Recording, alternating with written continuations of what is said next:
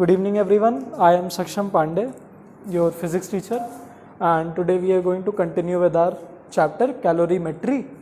हम लोग ने पिछली क्लास में स्पेसिफिक हीट कैपेसिटी के क्वेश्चंस पे लाके छोड़ दिया था और प्रिंसिपल ऑफ कैलोरीमेट्री हम लोग ने पढ़ लिया था.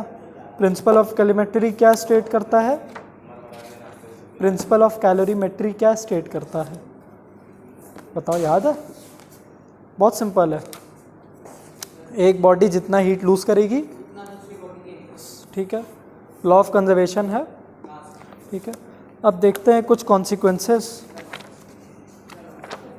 चलो, आज मेन तो हम लोग को स्टेट चेंज पढ़ना है. ठीक है, स्टेट चेंज हम लोग को पढ़ना था, लेकिन ये भी एक बार कर ले रहा हूँ. Natural phenomena and consequences of high specific heat capacity of water. मतलब इतना तुम लोग को समझ में आया कि specific heat capacity of water is very high. And कितनी है? 4200. नहीं, जूल नहीं. स्पेसिफिक हीट कैपेसिटी की यूनिट जूल पर केजी पर केल्विन या कैलोरी, केल्विन या सेल्सियस. ठीक है, तो पहला बोला है कि the climate near the sea शोर इज़ मॉडरेट. ठीक है, अब इसमें बताया है कि अब सैंड जो सी शोर पे क्या है, सैंड तो बहुत ज़्यादा हीट अब्जॉर्ब कर लेती है, लेकिन बगली में अपनी वाटर बॉडीज़ हैं, तो वो क्या करती हैं, उसी हीट को वो अपने अंदर ले लेती हैं. देखो वही बताया है, 5 times as high of that of sand. मतलब सैंड से 5 टाइम ज़्यादा इसकी स्पेसिफिक हीट कैपेसिटी है. तो सैंड जितनी हीट अब्जॉर्ब करती है उससे 5 गुना ज़्यादा यही अब्जॉर्ब कर लेती है. तो सी शोर पे बहुत ज़्यादा गर्मी होनी चाहिए थी, क्योंकि सैंड तो अब्जॉर्ब कर रही, लेकिन क्योंकि पानी वो सारी हीट एनर्जी ट्रैप कर ले रही है, इस वजह से वहाँ का क्लाइमेट टेम्परेचर मॉडरेट रहता है. ठीक है, मॉडरेट मतलब ना ज़्यादा ठंडा ना ज़्यादा गर्म. ठीक है, जैसे गोवा का टेम्परेचर है. नहीं देखे हैं?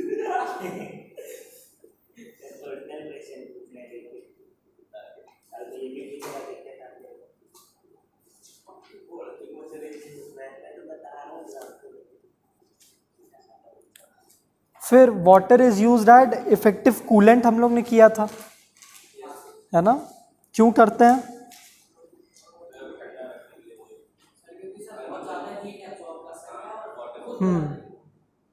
ठीक है, बहुत बढ़िया. क्योंकि स्पेसिफिक हीट कैपेसिटी बहुत हाई है. सबके रीजन पे यही लिखना हो. ये आ सकता है तुम्हारा गिव रीजन पे कि why is water used as coolant. ठीक है, why is climate near the sea shore is moderate. तो हर चीज़ पे ये कॉपी पेस्ट करना है कि the specific heat capacity of water is very high, और ब्रैकेट में लिख देना कितनी है. फिर बोला है hot water bottles are use for fomentation. Fomentation होता है किसी चीज़ को स्टीयर करना. ठीक है, सेडिमेंट्स को मिलाते हैं ना, तो उसमें हम लोग हॉट वाटर बॉडीज यूज़ करते हैं ताकि जितनी भी हीट एनर्जी निकल ली वो सारी कौन यूज़ कर ले? पानी यूज़ कर ले. ठीक है, फिर उसके बाद in cold countries water is used as heat reservoir for wine and juice bottle to avoid their freezing. हाँ, ये बहुत अच्छा है. जैसे कोल्ड कंट्रीज में क्या करते हैं, हम लोग वाइन को बस पानी में ही डाल देते हैं, या फिर जूसेस को पानी में ही डाल देते हैं, वो फ्रीज ना करें. क्योंकि क्या होगा, सारी हीट एनर्जी क्या रहेगी, वाटर में ट्रैप्ड है, उतनी ज़्यादा छोड़ेगा नहीं. जितने एनर्जी उसको लगती है ना कि हीट एनर्जी ट्रैप करे, उतनी एनर्जी उसको देने में भी लगती है ना? मतलब आइस बनने में भी उसके लिए उतनी ही मेहनत करनी पड़ेगी. कोई और सब्सटेंस जल्दी कूल हो जाएगा, लेकिन पानी बहुत धीमे धीमे कूल भी होगा. ठीक है, तो ये क्या करता है, वाइन आइन को फ्रीज ही नहीं होने देगा, क्योंकि जब तक ये नहीं फ्रीज होगा दूसरी बॉडी नहीं फ्रीज होगी. तो पानी क्या रहता है, रूम टेम्परेचर पे अपने आप को मेंटेन, या फिर उससे भी ज़्यादा गर्म ही रहेगा. रूम टेम्परेचर पे तो फ्रीज होने के चांसेस है. ठीक है, तो बस इनको पानी में ही डाल दिया जाता है कि फ्रीज ना करें. फिर farmers fill their fields with water to protect the crop from frost. अब क्रॉप्स जैसे बहुत ज़्यादा जब ठंडी पड़ती है, तो अगर हम जैसे जितने भी छोटे छोटे क्रॉप्स हैं वो सब तो फ्रीज कर जाएंगे, लेकिन अगर मैंने पूरा पानी गिरा दिया तो फिर वही वाइन वाला किस्सा. ठीक है, वो उतनी जल्दी खुद ही नहीं फ्रीज होगा, तो क्रॉप को भी नहीं फ्रीज होने देगा. इसीलिए जब बहुत खेती होती है तो वहाँ पे पानी हम लोग खूब डाल देते हैं ताकि ये चीज़ ना हो, एक मॉडरेट टेम्परेचर मेंटेन रहे. ठीक है, मॉडरेट टेम्परेचर के लिए ही पानी यूज़ किया जा रहा है.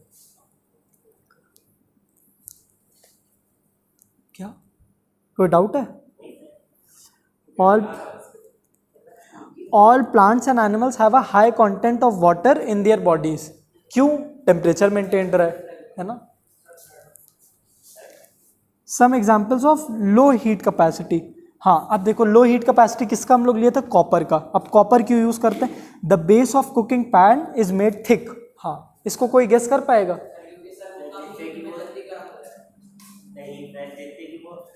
जब हम लोग किसी चीज को और थिक कर दिए उसको तो और हीट एनर्जी देनी पड़ेगी मुझे, है ना।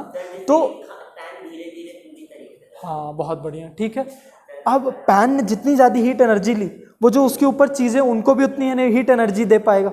अगर उसने बहुत पतला बना दिया मैंने, तो वो तुरंत गर्म होगा और थोड़ी सी एनर्जी उसको देगा, टेम्परेचर अपना राइज करेगा, एनर्जी बिना गेन किए, ठीक है।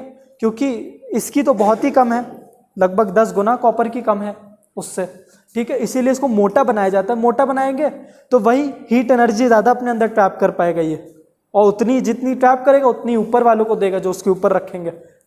पतला बना देंगे, जैसे कुछ आप देखते होंगे कुछ यूटेंसिल्स बहुत पतले होते हैं। अब पतलों को क्या होता है, उनके ऊपर जैसे उनको गरमाया आपने, फिर कुछ भी डालेंगे तो उससे चिपक जाएगा, है ना। ऐसा क्यों हो रहा है?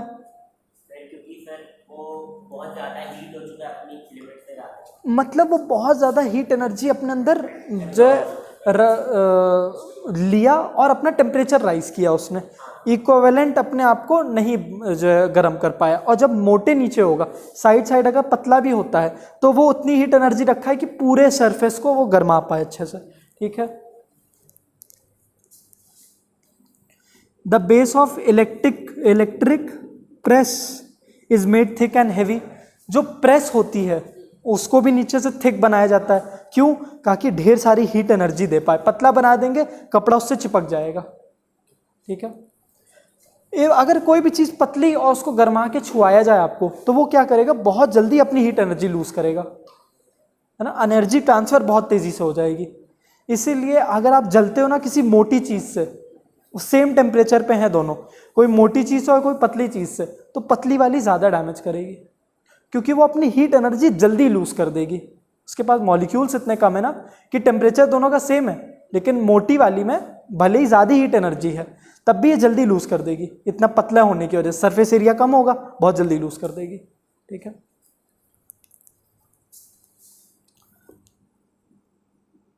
The vessel used for measurement of heat is made. हाँ, अब देखो कैलोरीमीटर, उसको बहुत ही थिन शीट ऑफ कॉपर से बनाया जा रहा है ना। हम लोग देखें बहुत थिन शीट ऑफ कॉपर, क्यों?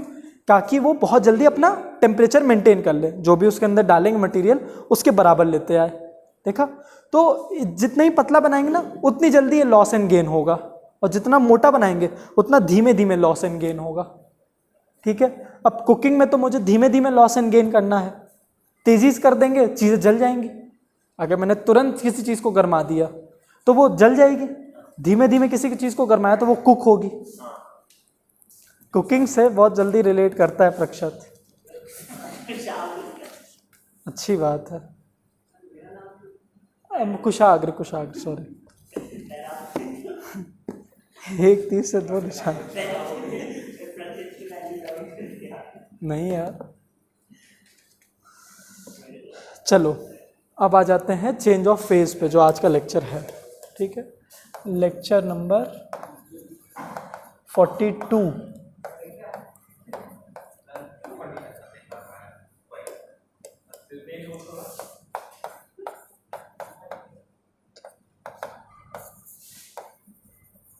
Change of phase. फेज मतलब है स्टेट। अब आपको पता है कि there are 3 states of matter.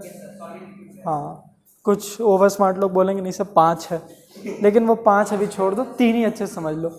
एक प्लाज्मा हो जाती है, प्लाज्मा एक और होती है, मतलब गैसियस स्टेट को भी, गैसियस स्टेट के भी ऊपर रहती है, और 5वीं होती है कुछ बोस करके उसका नाम है। हाँ सच में, बोस आइंस्टीन, ये 5वीं स्टेट ऑफ मैटर है, ठीक है। ये दोनों ही स्टेट्स पाई जाती हैं सन में, क्योंकि वहाँ पे टेम्परेचर प्रेशर इतना ज़्यादा है, वहाँ पे पाई जाती हैं दोनों स्टेट, ठीक है। चलो, तो इसीलिए 3 स्टेट ही पढ़ते हैं, सॉलिड, लिक्विड, गैस। अब जो ये चीज बताएंगे ये तो पहले से ही सबको पता होगा, सॉलिड, लिक्विड एंड गैस। चलो, सॉलिड से लिक्विड गई, इस प्रोसेस को क्या कहेंगे? बेटा क्यों इतनी बात कर रहे हो, कुशाग्र क्या हो गया आज? हाँ, क्या कहते हैं इसको? मेल्टिंग। ठीक है, लिक्विड से गैस गई, हाँ, वेपराइजेशन की इवेपोरेशन? सोचो सोचो, इवेपोरेशन और वेपराइजेशन में क्या डिफरेंस है?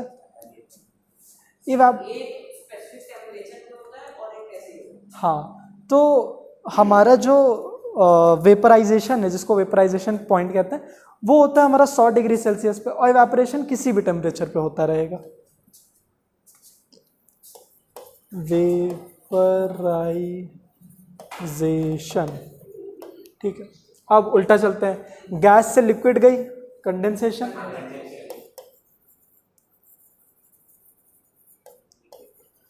हाँ, लिक्विड से सॉलिड गई तो फ्रीजिंग, फ्रीजिंग बेटा, फ्रीजिंग। इतना तो बता दो यार। चलो, गैस से सॉलिड गई तो सॉलिडिफिकेशन।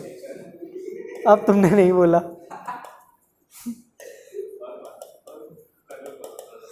सॉलिड से गैस गई तो सब्लिमेशन।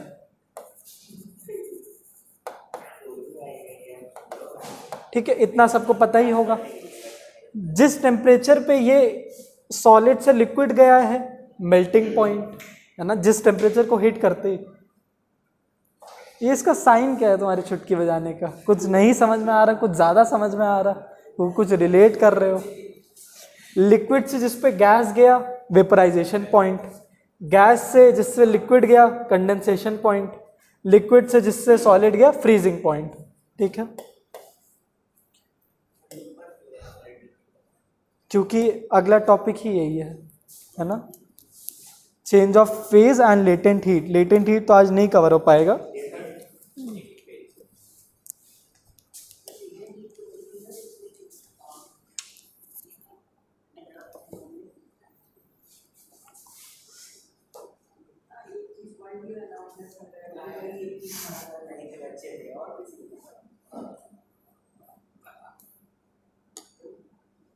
अच्छा, ये इन सब में एक कीवर्ड रहेगा कि ये सब कुछ होगा एट कांस्टेंट टेम्परेचर। मतलब किसी भी कोई मटेरियल हम लोग प्योर मटेरियल लेंगे ना, तो उसका ये टेम्परेचर सारे फिक्स्ड रहेंगे। मतलब वो सॉलिड से लिक्विड एक कांस्टेंट टेम्परेचर पे जाएगा।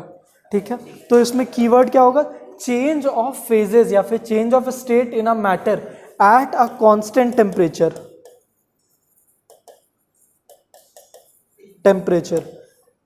ठीक है, ये इसका कीवर्ड है, ये लगाना होगा। जैसे अगर हम लोग बोलते हैं सॉलिड से लिक्विड गया, जिसको मेल्टिंग कहते हैं, ठीक है, the change of the state of a matter from solid state to a liquid state at a constant temperature is called melting. ठीक है, तो ये कांस्टेंट टेम्परेचर यूज करना जरूरी है। सिर्फ लिख दिया कि सॉलिड से लिक्विड गया उसको मेल्टिंग कहते हैं, नहीं, गलत है। सब में एट कांस्टेंट टेम्परेचर। अब आज एक बड़ा अच्छा डाउट भी क्लियर होगा। कहते हैं ना कि 0 डिग्री पे आइस भी है, मतलब 0 डिग्री पे वो आइस बन जाता है, 0 डिग्री पे मेल्ट भी कर जाता है। जैसे पानी को आइस बनाने के लिए 0 डिग्री पे ले जाना पड़ता है, और आइस को पानी बनाने के लिए बस 0 डिग्री ही रखना पड़ता है। ये नहीं जानते?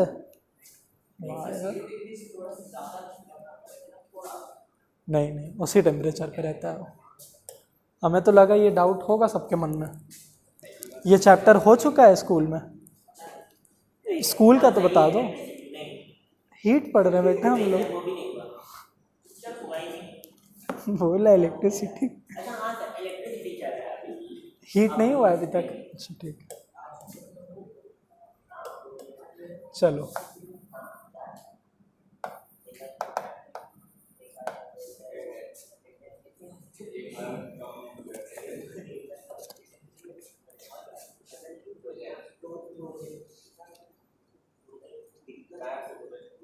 देखो यहाँ पे स्टार्ट करते ही बताया फॉर एग्जाम्पल। देखो, अच्छा, ये किसी भी मैटर को हम लोग तीनों स्टेट में देख सकते हैं। है ना, सॉलिड लिक्विड गैस में।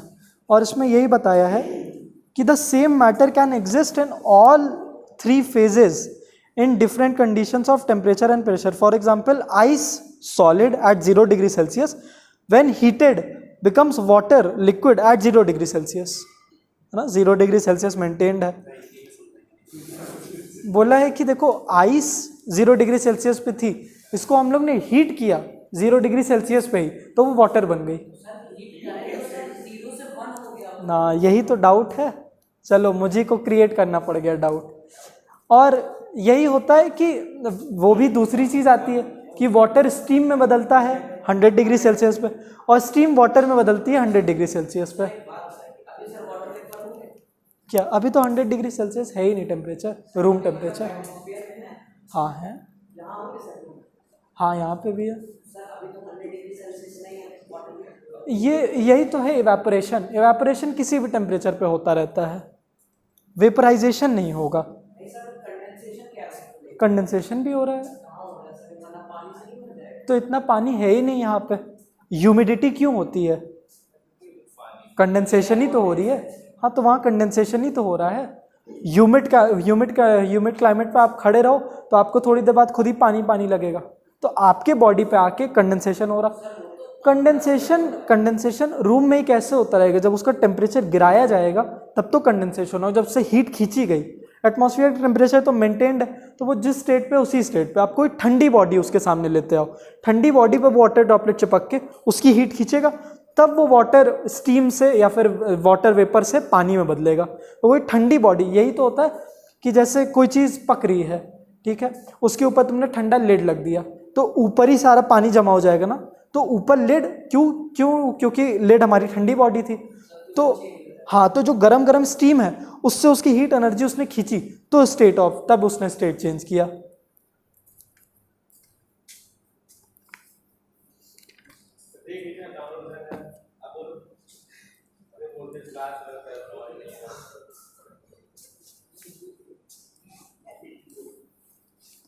चलो मेल्टिंग एंड फ्रीजिंग देखते हैं।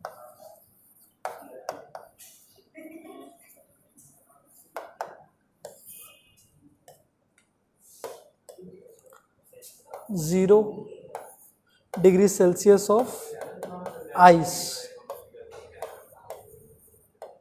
solid changes into 0 degree Celsius of water, और 0 degree Celsius of water changes into 0 degree Celsius of ice। अब ऐसा होगा क्यों?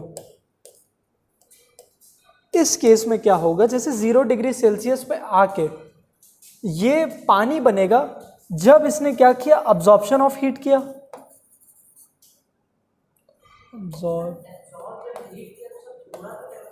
हाँ बहुत बढ़िया, क्योंकि देखो बेटा जब भी स्टेट चेंज होता है ना, जब हीट एनर्जी अब्जॉर्ब होती है, एक तो इसको ही रोक लो यार, क्या हो गया बेटा,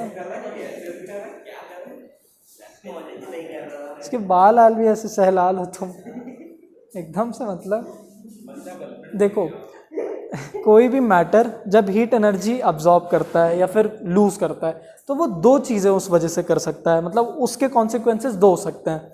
या तो वो अपना टेम्परेचर में चेंज ला रहा है, या तो वो डेल्टा टी लाएगा हीट एनर्जी गेन या लूज करके।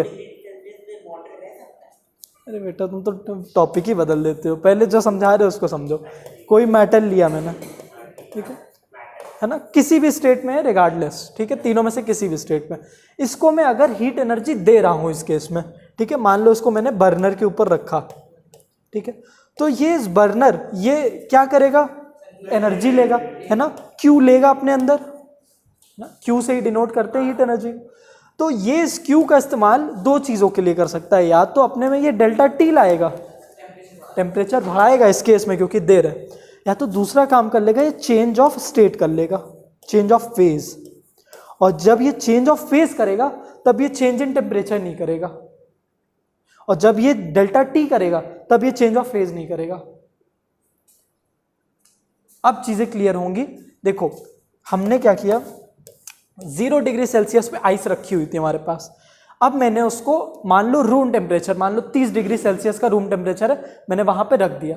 और वो 30 डिग्री सेल्सियस से वो क्या किया, आइस ने हीट को अब्जॉर्ब करना चालू किया, ठीक है। और वो टेम्परेचर डेल्टा टी लाने के लिए नहीं किया, हाँ, वो अपना फेस चेंज करने के लिए, स्टेट चेंज करने के लिए अपनी हीट एनर्जी को एटमॉस्फेयर से करता गया, अब्जॉर्ब करता गया। और क्योंकि वाटर या फिर आइस की स्पेसिफिक हीट कैपेसिटी इतना ज़्यादा, ये चेंज लाने में भी बड़ा टाइम लग जाएगा। जैसे आइस को मैंने यहाँ पे रखा तो काफ़ी टाइम लग जाएगा उसको पिघलने में, वेरास कोई और जब जिसकी स्पेसिफिक हीट कैपेसिटी बहुत कम है उसको सॉलिड से लिक्विड लाने में मुझे बहुत आसानी होगी, ठीक है। बगैर वाटर की 2100 जूल नहीं, वाटर की, आइस की 2100 जूल पर केजी पर केल्विन, तो इतना ज़्यादा उसको हीट एनर्जी बाहर देनी पड़ रही है, तो इसीलिए टाइम बहुत लेता है। इसी का एक ग्राफ भी तुम लोग को पढ़ना पड़ेगा कि जो ये चेंज है ना आइस से वाटर तक का, उसका एक ग्राफ होता है, उसी को हीटिंग कर, नहीं, वो टाइम दिखाएगा कितना टाइम लेता है। और देखो अब वाटर के केस में ये चीज़ ज़्यादा समझ में आएगी। वाटर को मैं ठंडा किए जा रहा हूँ, जब ये 0 डिग्री सेल्सियस हीट पहुँच गया, अब ये क्या करेगा, अब ये जितनी भी हीट का लॉस करेगा, मतलब लिबरेशन ऑफ हीट करेगा, वो करेगा ये टेम्परेचर में चेंज लाने के लिए नहीं, स्टेट में चेंज लाने के लिए। अब जब यहाँ पे पहुँच गई ये चीज़, मतलब मान लो अब इसने कर दिया, अब आगे की चीज़ बताता हूँ, आइस पे पहुँच गई, अब 0 डिग्री सेल्सियस वाली आइस है ये। अब अगर मैंने इससे और लिबरेशन ऑफ हीट की, अब ये माइनस में जाएगी, ठीक है। इसके बाद यहां से चीजें चालू होंगी माइनस की। लिबरेशन मतलब ये हीट को दे रहा है, रिजेक्शन ऑफ हीट। फ्रीजर में जब मैं रखूंगा किसी चीज को वो तो देगा ना, लिबरेशन ऑफ हीट।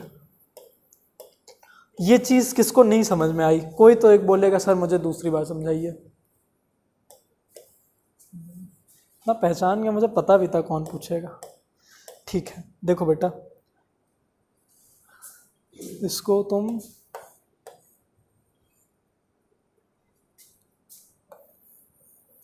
ये अपनी आइस रखी है।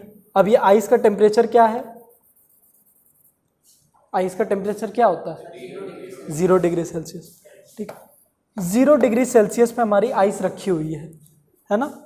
अब 0 डिग्री सेल्सियस पे इसको हमने लेते आए एक रूम टेम्परेचर में, है ना, एक रूम में रख दिए इसको, जिसका टेम्परेचर है 30 डिग्री सेल्सियस, है ना।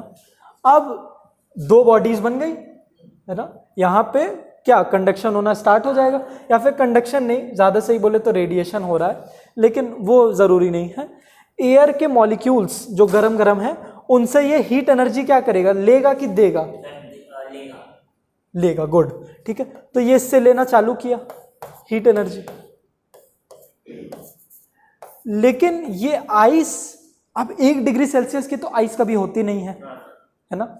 तो उसने क्या किया, ये जो इसने हीट एनर्जी ली वो डेल्टा टी लाने के लिए नहीं, इस 0 को 1 डिग्री सेल्सियस लाने के लिए नहीं किया, जो कि मैंने बताया कि क्यू का दो रीजन हो सकता, मतलब 2 कॉन्सिक्वेंस हो सकता है, या तो वो डेल्टा टी के लिए यूज करेगा या तो चेंज ऑफ फेज। अब क्योंकि 1 डिग्री सेल्सियस की आइस होती नहीं है, मतलब आइस को तो ये बात नहीं पता है, मगर वो उसका नेचर ही है। तुम लोग को पता है कि 1 डिग्री सेल्सियस की होती नहीं है, तो तुम लोग को समझ में आएगा।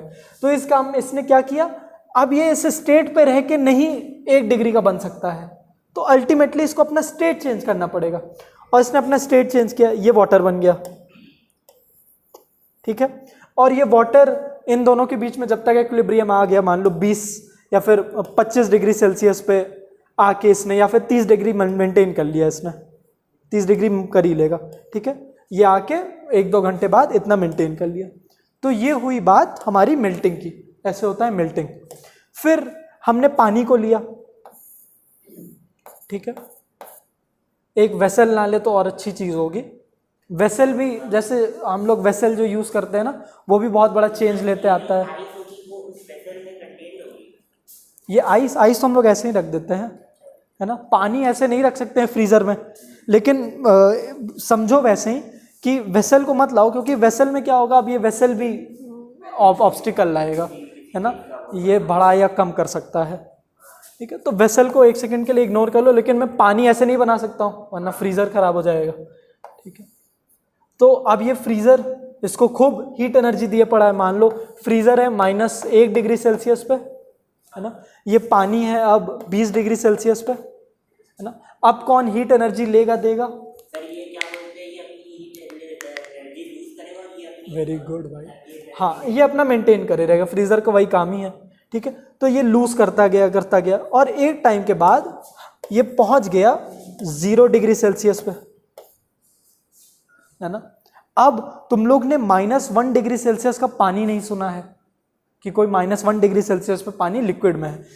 तो इस काम में जब इन दोनों के बीच में एक्सचेंज होगा हीट का, मतलब जब ये हीट एनर्जी इसको देगा, तो वो ये इसको -1 डिग्री सेल्सियस ले जाने के लिए नहीं, ये इसका स्टेट चेंज करने के लिए, तो इसको सॉलिड बनाने के लिए यूज कर देगा, ठीक है। तो अब ये ultimately 0 degree Celsius of ice बन जाएगा।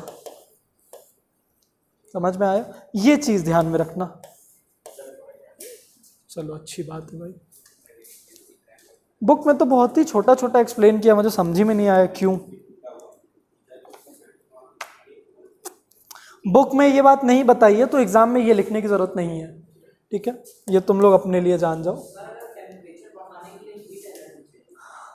हाँ, कोल्ड एनर्जी क्या होती है? नहीं, ऐसा कुछ नहीं होता है, वो बॉडी लिबरेट करती है उस केस में, ठीक है।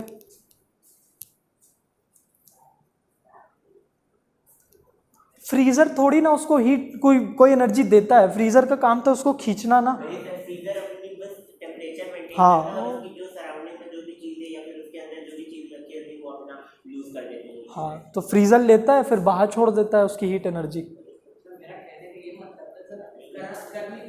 मतलब ये मजाक में बोल रहे हो कि सीरियसली पूछ रहे हो? हम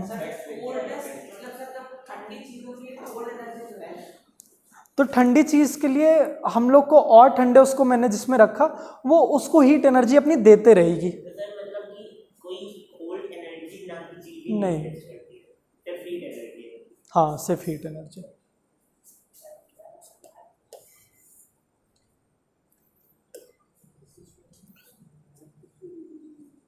चलो अब heating curve of ice during melting, ये आ जाता है एग्जाम में 3 मार्क्स का। Heating curve of ice during melting.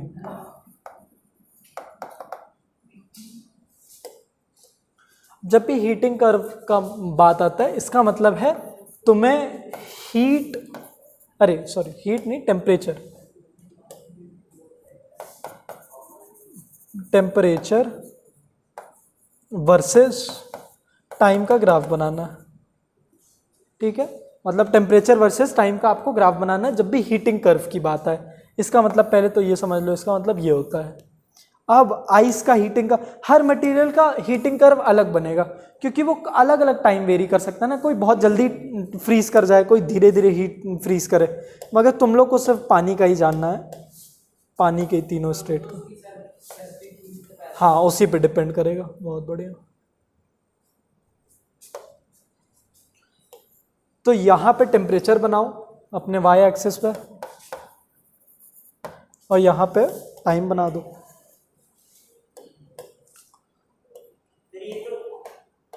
क्या हो गया बेटा? तो मैं बता दे रहा हूँ ना।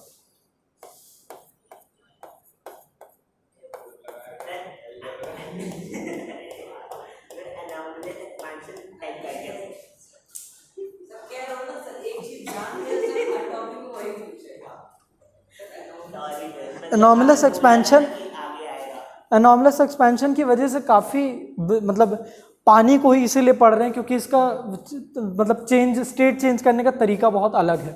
अभी हम लोग पढ़ेंगे कि जैसे चीज़ों को जब हम लोग उससे हीट एनर्जी लेते हैं, मतलब इन शॉर्ट हम लोग उसको ठंडा कर रहे हैं तो चीज़ें कॉन्ट्रैक्ट करती हैं, लेकिन पानी एक्सपैंड कर जाता है ना।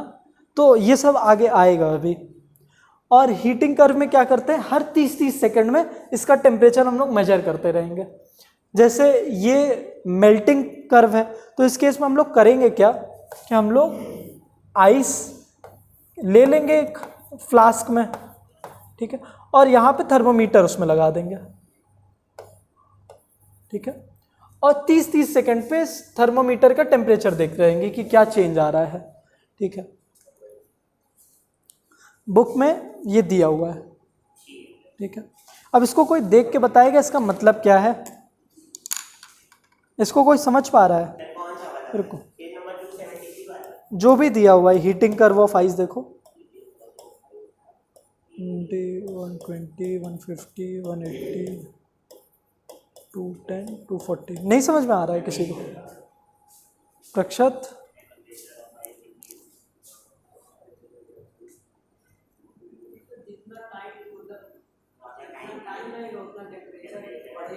मगर टाइम देखो 120 सेकंड तक बढ़ा लेकिन टेम्परेचर नहीं बढ़ा, वो 0 डिग्री मेंटेन रहा।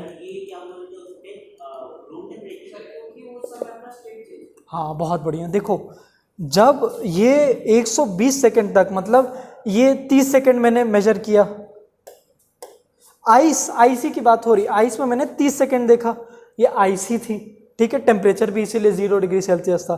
60 सेकंड पे देखा आईसी थी, 90 पे आइस। लेकिन अगर तुम सराउंडिंग मतलब जिस रूम टेम्परेचर पे रखें, मान लो उसका टेम्परेचर 30 डिग्री सेल्सियस, तो तुम लोग को तो समझ में आ रहा है कि ये हीट एनर्जी तो ले ही रहा है इससे। अगर मैंने रख दिया रूम टेम्परेचर पे तो वही हॉट और कोल्ड बॉडी बन गई है, ठीक है। ये हॉट बॉडी है, कोल्ड बॉडी, तो एक्सचेंज ऑफ हीट तो होना चाहिए, इसको लेना चाहिए इससे हीट एनर्जी। तो ये तो ले रहा है ये, मगर 30 सेकेंड, 60 सेकेंड, 90 सेकेंड मैं देख रहा हूँ कोई टेम्परेचर में राइज ही नहीं हो रहा है। फिर मगर हम लोग ये ज़रूर देख पा रहे हैं कि ये आइस धीरे धीरे मेल्ट होना चालू हो रही है, ठीक है। आइस धीरे धीरे पिघल रही है लेकिन टेम्परेचर में चेंज नहीं आ रहा है, ठीक है। तो मतलब अब ये 0 डिग्री सेल्सियस ऑफ वाटर भी बने पड़ी है। देखो इसमें बोल दिया ना, आइस प्लस वाटर मेल्टिंग। आप देखते हो कि जब आइस को मैं रखूं तो यहाँ पे पानी भी रहेगा, और वो पानी और आइस को तुम छुओगे दोनों का सेम टेम्परेचर लगेगा थोड़े टाइम तक, ठीक है। फिर उसके बाद 120 सेकेंड पे जब ये पूरी आइस मेल्ट कर चुकी है, ठीक है, पूरी आइस मेल्ट कर गई, क्या बचा? पानी बचा। अब ये पानी क्या करेगा? अब ये पानी आपको अब स्टेट चेंज दिखाएगा, क्योंकि अब तो मैटर ने चेंज कर ली। अब ये अपने आप को 30 डिग्री सेल्सियस पे लेट के आ जाएगा और उसके बाद इसी पे मेंटेन रहेगा क्योंकि इसका टेम्परेचर ही वही है। समझ में आई ये चीज़? तो ये हीटिंग कर्व है, ये 3 मार्क्स का आता है, इसको समझना इंपॉर्टेंट। चलो अब तुम्हें अगर आइस की मेल्टिंग समझ में आई है तो तुम्हें बॉइलिंग भी समझ में आएगी, ठीक है। इसमें कोई डाउट तो नहीं है? कॉपी कर लो अगर किसी को करना है तो।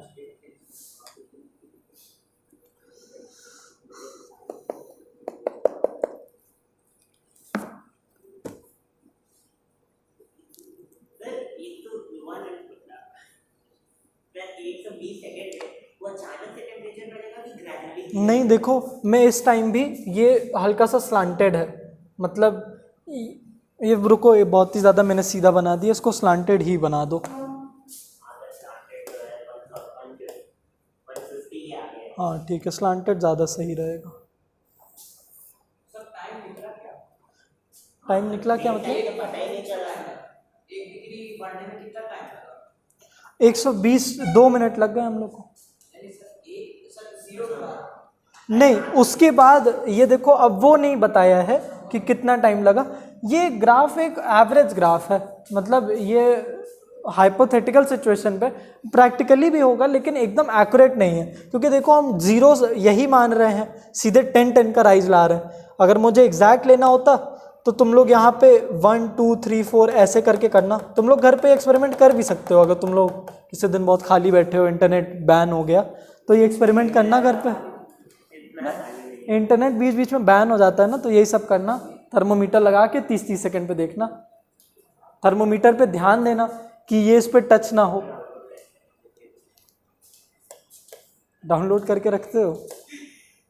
ठीक है, इसको हटा लें, सबने कॉपी कर लिया। चलो अब change in volume on melting. तुम्हें पता है कोई भी चीज़ को मैं मेल्ट करूंगा, किसी भी चीज़ को हीट एनर्जी दूंगा तो उसका वॉल्यूम बढ़ेगा, डेंसिटी कम होगी उसकी, ठीक है। तो सारे सब्सटेंसेस में ये होता है एक्सेप्ट वाटर। कुछ सब्सटेंसेस और हैं वाटर जैसे, तो नहीं, उसके केमिस्ट्री से तो मैं भागता ही हूँ। तो जो भी दिया तो पिछले साल केमिस्ट्री पे वो उठाना। मगर वाटर कॉन्ट्रैक्ट करता है मेल्टिंग पे, है ना, तो ये एक्सेप्शन लिख लेना, ठीक है। पूछता है एमसीक्यूज में कि टिक द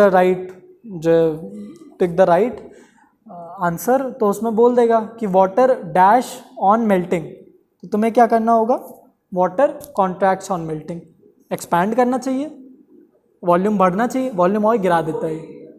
हाँ, फिर effect of pressure on melting point. अब अगर मैं किसी चीज़ का मतलब किसी में इंक्रीज इन प्रेशर करूं, इंक्रीज इन प्रेशर मतलब 1 atm से 2 atm कर दूं, जैसे ऊपर जब हम ऑल्टीट्यूड पे जाते हैं तो प्रेशर क्या होता है, कम या हाँ कम होता जाता है। तो उसी को नीचे मान लो कि हम लोग ऊपर पहाड़ पे थे, हम नीचे आ रहे हैं प्रेशर बढ़ाने के लिए, ठीक है। ऊपर बर्फ़ जमाए, नीचे बर्फ़ जमाए। अब जब ने ऊपर बर्फ़ जमाया तो उसका मेल्टिंग पॉइंट ज़्यादा था, नीचे आए उसका मेल्टिंग पॉइंट गिर गया। तो जब हम लोग इंक्रीज करते हैं प्रेशर को तो मेल्टिंग पॉइंट गिर जाता है। ये मेल्टिंग से ज़्यादा तुम लोग को समझ में आएगा बॉइलिंग वाले केस में। तुम लोग को एग्जाम में तो ये बहुत छोटा सा 3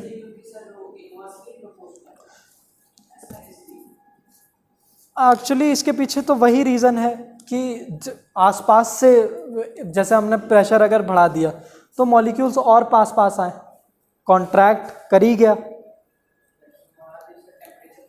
हाँ ठीक है, तो मेल्टिंग पॉइंट और कम हो गया उसी का, ठीक है। और इसके बाद एक और इन्फॉर्मेशन दिया है कि 0.0072 degree Celsius for 1 atm rise, मतलब अगर हम लोग 1 एटमॉस्फेरिक प्रेशर बढ़ाते हैं, ठीक है, जैसे इसी का अभी 1 atm है, इससे हम लोग अगर 2 atm कर दें तो 0.0072 डिग्री सेल्सियस मेल्टिंग पॉइंट क्या हो जाएगा, कम हो जाएगा।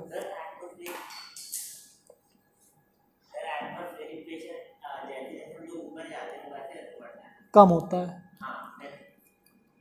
तुम ऐसे ही समझो ना कि ऊपर तो जैसे एटमॉस्फेरिक प्रेशर है क्यों, क्योंकि लेयर ऑफ एयर है, लेयर्स ऑफ एयर है, तो ऊपर सिर्फ एक लेयर का ही वेट है, नीचे आए तो देखो 2 लेयर का वेट आ गया, फिर ये, फिर तुम इस सरफेस पे हो तो तुम्हारे ऊपर 3 लेयर्स का वेट है, इस वजह से नीचे सबसे ज़्यादा है।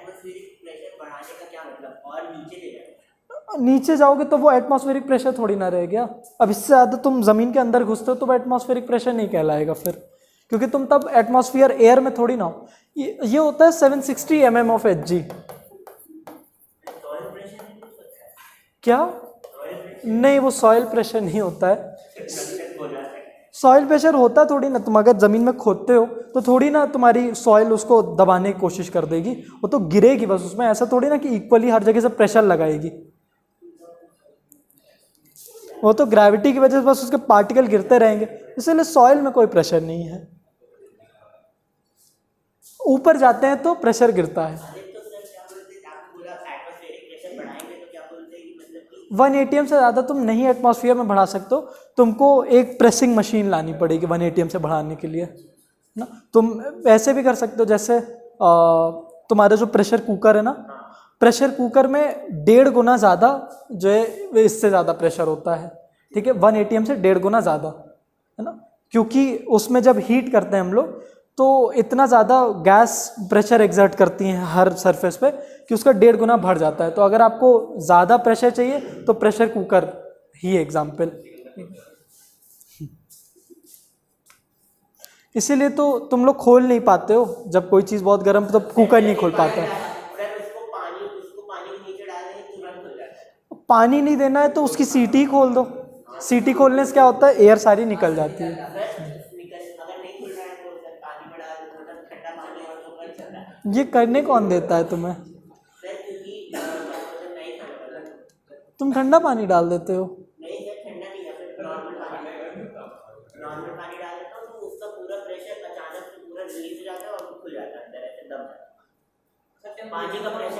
मत किया करो बेटा। नहीं सर, एकदम ऐसे जैसे क्या बोलते हैं, कभी कभी ऐसे थम से बोलता है ना, वैसा वाला नहीं होता, एकदम आराम फ्लैटली।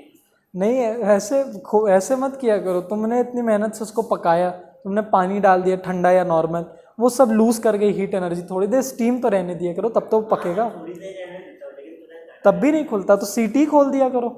सीटी खोलोगे सारी एयर निकल जाएगी। उसमें भी टाइम लगता है। सीटी से भी हाँ, चलो टीचर चलो वेपराइजेशन और बॉइलिंग पे आते हैं। अच्छा हाँ, effect of impurities on melting point. ठीक है, अगर हमने इम्प्योरिटी किसी चीज में डाल दी तो उसका मेल्टिंग पॉइंट भी गिर जाएगा। मेल्टिंग पॉइंट गिरना मतलब समझ रहे हो ना, मतलब पहले 0 डिग्री सेल्सियस था, अब मुझे माइनस में ले जाना पड़ेगा, तब वो आइस से वाटर में स्विच होगी। ठीक है, तो जैसे हम लोग कुल्फ़ी का इसमें एग्जांपल लिया है। कुल्फ़ी किसी ने बहुत पहले खाई है या फिर खाता है कोई, तो कुल्फ़ी में कभी कभी मतलब ऐसे नहीं कि तुम लोग वैसे जो ठेले पे चल के जाते हो उनकी कुल्फ़ी कि कामधेनु की डायरेक्ट ठेले वाली खाई है, तो कभी कभी तुमको लगेगा या कुल्फ़ी में भी हल्का नमक का स्वाद आ रहा है ना। तो वो इसलिए होता है क्योंकि उन लोग को तो फिजिक्स पता है इतनी। उन लोग ने क्या किया, उन लोग ने अपनी कुल्फ़ी जमाई इसमें, है ना, स्टील का जो भी कंटेनर होता है, और उसको उन्होंने क्या किया, बर्फ़ में रखा, है ना, आइस क्यूब्स हैं, बड़े बड़े बर्फ़ की सीली में रख दिया। अब एक ही कुल्फ़ी नहीं, बहुत सारी कुल्फ़ियाँ होती हैं। ठीक है, अब इन लोग को तो धूप में निकलना है तो इनकी बर्फ़ तो पिघल जाएगी, तो ये लोग एक अच्छे प्रोपोर्शन में नमक डाल देते हैं। ठीक है, नमक डाल दिया। अब ये नमक डालने से क्या हो गया, इनकी पहले मेल्टिंग पॉइंट थी 0 डिग्री सेल्सियस, अब ये आ चुकी है -22 डिग्री सेल्सियस पर। सोचो इतना बड़ा चेंज। तो ये दो काम करेगी। पहली बात, ये खुद नहीं मेल्ट होगी जल्दी, नहीं, -22 डिग्री सेल्सियस आइस ने अपने आप टेम्परेचर बढ़ा लिया है, मतलब अपने आप को -22 पे लेता गया है। नहीं, अब मुझे इतनी हीट एनर्जी देनी पड़ेगी कि पहले, मतलब वो -22 डिग्री सेल्सियस नहीं बन जाएगी, मुझे हीट एनर्जी इतनी देनी पड़ेगी कि वो 22 से 0 आए, फिर 0 से वो 0 डिग्री ऑफ वाटर बने। ये मेल्टिंग पॉइंट का मतलब है। मेल्टिंग से तुम लोग नहीं समझ पाते हो, बॉइलिंग जब आएगी ना तो बॉइलिंग पे ये चीज़ क्लियर होगी, लेकिन तब भी समझने की कोशिश करो। मेल्टिंग पॉइंट गिरा देना इसका मतलब ये है कि अब मुझे जितनी हीट एनर्जी देनी होगी वो इक्विवेलेंट होगी। पहले मुझे जो हीट एनर्जी देनी थी वो बस 0 डिग्री सेल्सियस ऑफ आइस को 0 डिग्री सेल्सियस ऑफ वाटर लगाने में देनी थी, लेकिन अब मुझे जो हीट एनर्जी देनी है वो इतनी है कि मैं 22 डिग्री सेल्सियस को पहले -21, 20, 19, 18 ऐसे कर करके पहले यहाँ तक लाऊं, फिर उसके बाद यहाँ से ये प्रोसेस करूँ 0 डिग्री ऑफ वाटर। इतनी हीट एनर्जी मुझे देनी पड़ेगी, ये मतलब है इसका मेल्टिंग पॉइंट गिरा देने का मतलब। ठीक है, अब ये दो काम करती है। पहले तो ये खुद नहीं मेल्ट हो पाएगी जल्दी, क्योंकि हम इतनी देते रह रहे हैं, तब भी ये -22 से -21 बन जाएगी। हाँ, दूसरी, ये कुल्फ़ी को जमाए रखेगी, क्योंकि इसकी सारी हीट एनर्जी ये लेती रहेगी। ठीक है, वाह स्मार्ट बॉय, क्या हो गया अचानक से।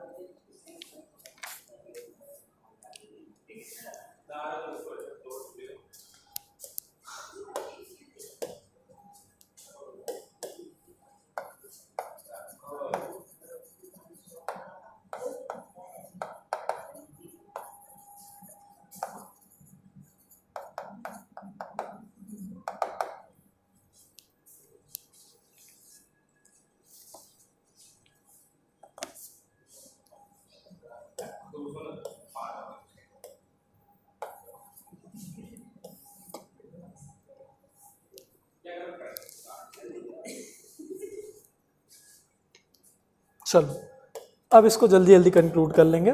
100 डिग्री सेल्सियस पे वाटर है ना, ये लिक्विड स्टेट में, ये बन जाएगा 100 डिग्री सेल्सियस ऑफ स्टीम। ये हमारा गैस में। अब तुम लोग को समझ में आ जाएगा। अब इसने अब्जॉर्प्शन ऑफ हीट किया, क्या करने के लिए, चेंज ऑफ स्टेट करने के लिए, जबकि डेल्टा टी नहीं कर रहा है ये। अब्जॉर्प्शन ऑफ हीट, और यहां से यहां पे करने के लिए लिबरेशन ऑफ हीट।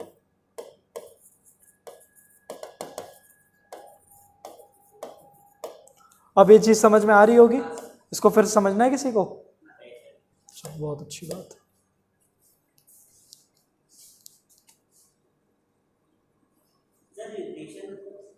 लिबरेशन मतलब निकलना किसी चीज का, हीट एनर्जी निकलेगी।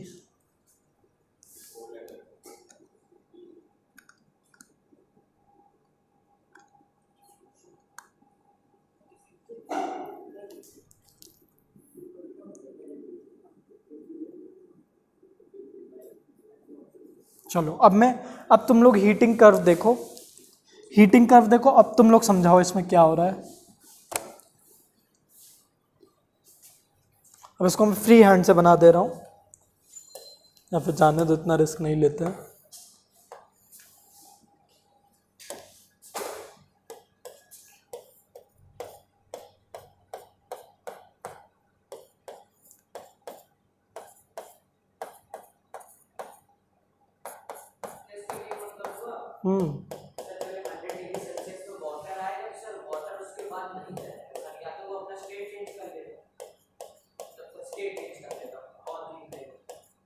अच्छा ठीक है, कुशाग्र, हाँ अब वो स्टीम अपने आप को बढ़ाएगा, ठीक है। मगर स्टीम की बात तो कर नहीं रहे, वो आगे की क्लास में तुम लोग देखोगे कि जब जैसे स्टीम हमारी, स्टीम का टेम्परेचर हो सकता है हमारा कि बहुत बहुत ज़्यादा पहुंच गया 200 डिग्री सेल्सियस, ठीक है, इसीलिए स्टीम से तुम जल जाते हो। लेकिन पानी से तुम जल ही सकते हो, 100 डिग्री ज़्यादा तुम जल नहीं सकते हो पानी से। 100 डिग्री के ऊपर हम लोग उसको टेम्परेचर दिए तो स्टीम बदल जाएगी, ठीक है। इसीलिए तो तुम लोग जब कुकर वूकर खुलता है तो स्टीम से बहुत तेज़ी से जल जाते हो, क्योंकि वो जो स्टीम है अब वो 100 डिग्री सेल्सियस पे नहीं है, वो पानी से बहुत ज़्यादा गर्म है, ठीक है। वो स्टीम तो बहुत ही ज़्यादा बुरे बर्न्स कर देती है, हज़ार डिग्री सेल्सियस पे स्टीम पहुंच जाती है।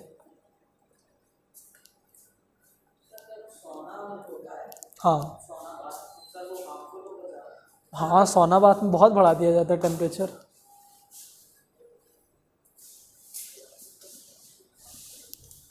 ठीक है, तो ये हमारा, हम लोग ने पानी लिया, उसको बॉईल किया, 20 डिग्री सेल्सियस पे था रूम टेम्परेचर पे, बॉईल किया किया किया 100 डिग्री सेल्सियस तक पहुंचा ये थोड़ी देर में, ठीक है। उसके बाद ये यहाँ पे बॉईल होके गैस बना हुआ है, स्टीम बना हुआ है, यहाँ पे लिक्विड था ये,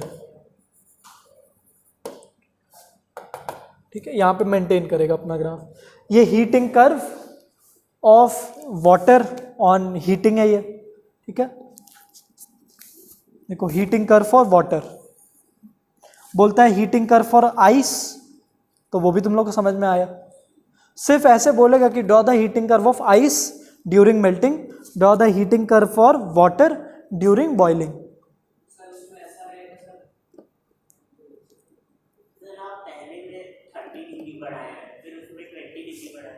नहीं, कहाँ 30 सेकंड बढ़ा रहा हूँ ना ये, नहीं, अच्छा हाँ सॉरी, ये 90 हो जाएगा, सॉरी 90 120, हाँ 150 180, सही बोल, नज़र तो तेज़ है यार इसकी, ठीक है। 30 सेकंड, गुड, ठीक है, ये समझ में आया। अब change in volume on boiling, तो जब हम लोग इसको हीट करते हैं तो सारी लिक्विड के साथ साथ वाटर की भी यही प्रॉपर्टी है कि एक्सपैंड करेगी बॉयल होने पे, वॉल्यूम अपना बढ़ाएगी ये। Effect of pressure on boiling, pressure अगर हम लोग बढ़ाते हैं तो बॉइलिंग पॉइंट भी बढ़ जाएगा। अब इसको समझो, तब तुम लोग को मेल्टिंग पॉइंट, मैंने बोला ना बॉइलिंग में ज़्यादा, ये कोई कर रहा क्या? अच्छा ठीक है, कहानी सुनो। जब हम लोग, हाँ पूछिए बेटा पूछिए। हाँ सॉलिड रहता तो मुझे यहाँ पे बनाना पड़ता, यहाँ से बनाना पड़ता जीरो पे। हाँ मैंने बोला ना 3-3 मार्क्स के दोनों में से कोई भी आ सकते हैं, या फिर शायद एग्जाम में दे दिया और तुमको बोले व्हाट इज द ऑब्जर्वेशन। तुम लोग ने न्यूमेरिकल्स ट्राई किए हीट के, जो पिछले स्पेसिफिक हीट कैपेसिटी के? चलो तुम लोग तो नहीं करने वाले, हम ही को कराने पड़ेंगे 10 ईयर्स। निकम्मे हो तुम लोग। 10 ईयर्स पहले ये करेंगे, फिर उसके बाद इलेक्ट्रिसिटी। अब पता नहीं तब तक तुम लोग भूल ना जाओ, बस इसलिए मैं बोलता हूँ साथ साथ करते रहो। अरे भूल तो जाओगे ही,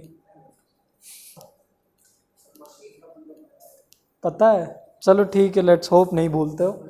वहाँ तक तो हम लोग 10 ईयर्स किए ही है, मशीन भी 10 ईयर्स से करवाया हुआ हूँ। मशीन के बाद हम लोग लाइट किए थे ना, लाइट का मैंने दिया है, लेकिन 10 ईयर हम लोग सॉल्व नहीं किए। हम लोग को लाइट का करना है, हीट का, फिर उसके बाद इलेक्ट्रिसिटी का, फिर रेडियो एक्टिविटी का। हाँ तो वही हम लोग 10 ईयर्स सॉल्व करेंगे। हम लोग को तो नवंबर मिड में कोर्स ख़त्म करना है, फिर उसके बाद जो उसके आगे के दिन है, या फिर नवंबर एंड तो हो ही जाएगा कोर्स करते हुए। वो करके फिर नवंबर एंड में कोर्स ख़त्म होगा, तुम लोग का प्री बोर्ड स्टार्ट होगा। प्री बोर्ड दे के आओगे, जैसा भी देते हो। अब अगर 10 ईयर पहले सॉल्व कर लिए होते तो अच्छा जाता, लेकिन तुम लोग खुद ही से, मैं शीट्स दूंगा, क्वेश्चन देख लेना। प्री बोर्ड में तो बोर्ड्स के ही क्वेश्चन आते हैं प्रीवियस ईयर के। फिर उसके बाद जब प्री बोर्ड दे के आओगे तो हम लोग हफ्ते में एक दिन क्लास रखेंगे 2 घंटे की, जिसमें हम लोग सिर्फ क्वेश्चन सॉल्विंग करेंगे। अब वही है कि बच्चे आते ही नहीं हैं। अगर कोई नहीं आता है तो फिर नहीं करेंगे। पढ़ के आना, बकैती के लिए नहीं कि बस आ गए बकैती के लिए।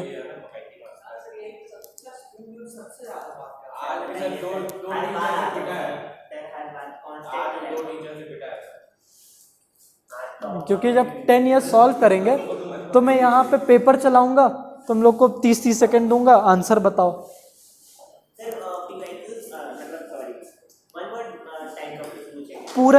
पूरा बोर्ड, जैसे 2012 का पेपर ले लिया, 2014 का पेपर ले लिया, क्वेश्चन वाइज मैं स्क्रॉल कर रहा हूँ, एक आंसर के लिए 30-30 सेकंड दे रहा हूँ, तो ढाई घंटे हम लोग मार्क कर लेंगे। 2.5 घंटे एक पेपर रखूंगा। अगर 1 घंटे सब लोग स्कोर कर लेते हैं, मतलब सब लोग पढ़ के आते हैं, तो हम लोग आगे करेंगे। कोई नहीं पढ़ के आता है तो फिर 2 हफ्ते बाद बुलाऊंगा कि पढ़ के आओ। क्योंकि मैं ही सॉल्व करूँ तो कोई मतलब नहीं है। तुम लोग अगर 30 सेकंड में आंसर बता ले रहे हो तब तो मतलब है पढ़ के आओ। हाँ, क्वेश्चन वाइज मैं भी साथ ही में रहूँगा, तुमको पेपर नहीं दे दूंगा, इसी पे चला दूंगा। 2012 का मान लो क्वेश्चन पेपर मैं चलाया, तो स्टार्टिंग से पार्ट ए का पहला क्वेश्चन किया, दूसरा, तीसरा, ऐसे धीरे धीरे बढ़ते रहूँगा, और 30-30 सेकंड का टाइमर लगा के। अरे करना पड़ेगा, बस चलाया, आंसर दो, MCQs। फिर उसके बाद जब हम लोग सेक्शन बी पे आएंगे तो एक क्वेश्चन के लिए 5 मिनट दूंगा। हाँ, मतलब सबके लिए नहीं, जो एक मार्क के उनको 30 सेकंड ज़्यादा क्या। अब टिक द फॉलोइंग में तुम 5 मिनट ले रहे हो, क्या हो सकता है 4 ऑप्शन में से, तो फिर नहीं हो पाएगा। चलो ये समझ में आया ग्राफ। हाँ, जो बता रहा था बड़ी इंपॉर्टेंट चीज़, तुम लोग ने ये सुना होगा कि जब पहाड़ों पर जाते हैं तो चीज़ें बॉईल करने में, मतलब कुकड उतनी नहीं रहती हैं, है ना, कम कच्चा रह जाता है। जो पहाड़ पे खाया हो वो नहीं खाए हो, है ना, कच्ची चीज़ें रहती हैं थोड़ी, और उन लोगों को ज़्यादा मेहनत लगती है। मतलब वो लोग हर चीज़ क्या करते हैं, हर चीज़ में नमक बहुत बढ़ा देते हैं। पहाड़ में ये करने के बहुत रीज़न है कि वो लोग नमक बढ़ा देंगे, हर चीज़ कुकर में बनाएंगे। मैगी बहुत देर में बनेगी उनकी, 2 मिनट का स्लोगन वहाँ पे तो नहीं चल पाएगा। अगर मैगी 2 मिनट का है तो वो उन लोग को लिखना चाहिए प्रोवाइडेड 10 ATM प्रेशर। हाँ, वहाँ हो सकता है, या फिर तुम कुकर में बना दिए मैगी तो वहाँ ATM तुमने बढ़ा दिया। चलो देखो पहाड़ पे होगा क्या। अब हम लोग क्या करते हैं, नॉर्मली कोई भी पैन लिया हमने, उसके अंदर पानी रखा है, ब्लू बना देते हैं, पानी है, मान लो इसके अंदर मैगी रखी है, ठीक है, हमारी मैगी। अब बोलना मत शायद तोड़ा नहीं आपने, इतना मत फीलिंग उसको। फिर उसको नीचे से हम लोग हीट करना स्टार्ट किया, ठीक है। अब पानी का टेम्परेचर जब 100 डिग्री सेल्सियस पहुंच गया, इतना ही मैक्सिमम पहुंच सकता है, उसके बाद स्टीम बन रहा है तो वो तो इवेपोरेट कर जाएगा, उसके बाद की कहानी नहीं। जब तक ये 100 पे है तो इसके बीच में, मतलब ये जब 0 डिग्री, मतलब जितना भी था, मान लो 30 डिग्री सेल्सियस से जब तक ये 100 डिग्री सेल्सियस पहुंचा, इसके बीच में जो भी टेम्परेचर था, यही ये मैगी एक्वायर किए पड़ी थी, है ना। अब ये तो नॉर्मल स्टेट हुआ, तो ये जितने पे भी बॉईल करे वो 100 डिग्री सेल्सियस। लेकिन अगर मैं यही मैगी अब बना दिया हाई ऑल्ट, ये तो चीज़ थी जब 1 ATM था, 1 ATM पे boiling point of water is 100 degree Celsius. But जब हम लोग ऊपर जा रहे हैं, ठीक है, ऑल्टीट्यूड हम लोग ने बढ़ा दिया, थोड़ा सा ऊपर गए पहाड़ों पे, ठीक है, अब पहाड़ पे बैठ के हम लोग बना रहे हैं मैगी अपनी, ठीक है, लैंडस्लाइड पे बना रहे हैं, लैंडस्लाइड जाए पहाड़ में, हमको मैगी खानी है।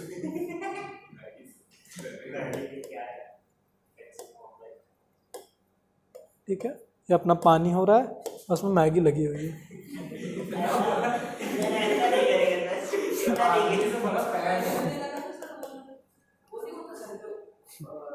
लैंडस्लाइड, लैंडस्लाइड ना जो गिरते रहते, हाँ तुम लोग गॉड ऑफ वॉर तो मैंने नहीं खेला यार।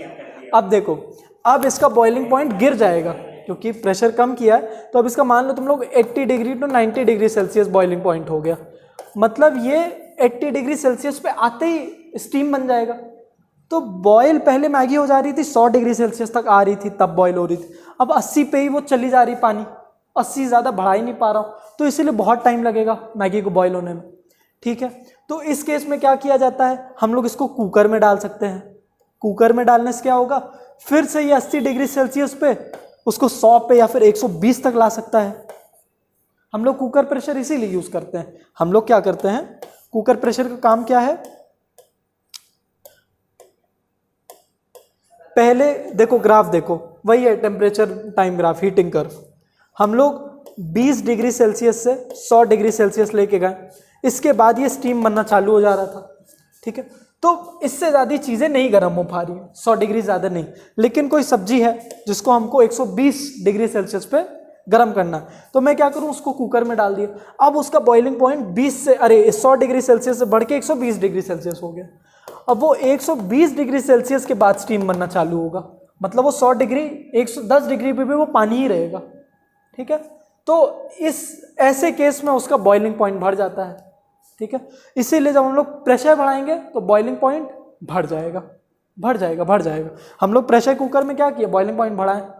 दूसरा तरीका क्या है, हम लोग इसमें इम्प्योरिटी ऐड कर दें, इम्प्योरिटी इसमें ऐड कर दें, इम्प्योरिटी सॉल्ट है ना, वो भी इसके लिए इम्प्योरिटी है।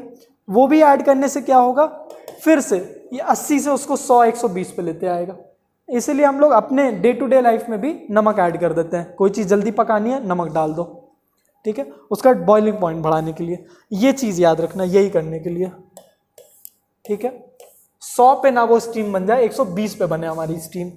और अगर हमने कुकर में बहुत सारा नमक भी डाल दिया, कुकर प्लस नमक, तो ये 120 से 140 तक भी जा सकता है, तो चीज़ें बहुत ही अच्छे से पक जाएंगी,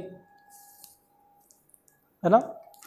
क्या रीज़न हो सकता है, हम लोग पैन, मान लो कोई चीज़ हमने कढ़ाई में बनाई जो खुली हुई थी, सेम नमक डाला, वही सेम चीज़ हमने कुकर में बना दी सेम टाइम के लिए, हाँ वो एकदम मेल्ट कर देगा उसको बॉयल। कुकर में वो भी तो होगा सर, जैसे कि जब वेपर बनेगी ऊपर जाएगी तो वो वापस पानी बन के नीचे भी तो, हाँ कंडेंसेशन होता रहेगा, लेकिन एक टाइम के बाद वो जो लिड है, नहीं वो देखो एक टाइम के बाद जब बहुत ज़्यादा प्रेशर बढ़ जाता है, इसीलिए तो सीटी होती है, उतना ज़्यादा वो नहीं अब्जॉर्ब कर सकता है, उसके बाद कुकर फटने का चांस, तो जितनी स्टीम वो नहीं ले पा रहा वो बाहर निकलेगा। और जो ये वाला सवाल है कि सर वो तो कंडेंस होता रहेगा, तो लिड भी एक टाइम के बाद 100 डिग्री सेल्सियस पे आ जाएगा। तो लिड कंडेंसेशन तब होता है जब किसी ठंडी चीज़ पे वो चिपके, तो तब जाके वो लिड भी उतना गर्म है, तो वहाँ पे भी स्टीम, वहाँ पे भी वो पानी नहीं बन पाएगा। ठीक है, वो स्टीम बन के निकलेगा पानी तुम्हारा। ठीक है, इसीलिए कुकर में चीज़ें गल के आती हैं। दाल हम लोग कुकर में बनाते हैं, कढ़ाई वगैरह में नहीं, क्योंकि दाल तो इतनी कड़ी होती है कि वो कढ़ाई में उतनी जल्दी गल ही नहीं पाएगी, उसी में गल पाएगी हमारी कुकर में। किसी भी चीज़ को गलाना है कुकर में डाल दो, क्यों, उसका बॉइलिंग पॉइंट बढ़ाने के लिए ना। समझ में आया, बस दो चीज़ और देख लो। चेंज इन वॉल्यूम, वॉल्यूम पता है हमारा, जब लिक्विड्स को बॉईल करते हैं वॉल्यूम बढ़ता है, एक्सपैंड होता है। अब देखो पानी का 1 सेंटीमीटर क्यूब से जब 100 डिग्री सेल्सियस पे ये स्टीम बनता है, 1760 सेंटीमीटर क्यूब हो जाता है, मतलब 1760 टाइम्स इसका वॉल्यूम बढ़ा है। और जब लिक्विड्स में हम लोग कोई भी इम्प्योरिटी डाल दें तो उसका बॉइलिंग पॉइंट क्या हो जाता है, बढ़ जाएगा। बस इतनी चीज़। अगले क्लास में हम लोग लेटेंट हीट और स्पेसिफिक हीट लेटेंट हीट करके चैप्टर ख़त्म करेंगे। तुम लोग न्यूमेरिकल्स करो भाई लोग, वरना वही डायलॉग फिर बाद में बोलोगे मैं तो बहुत पीछे रह गया।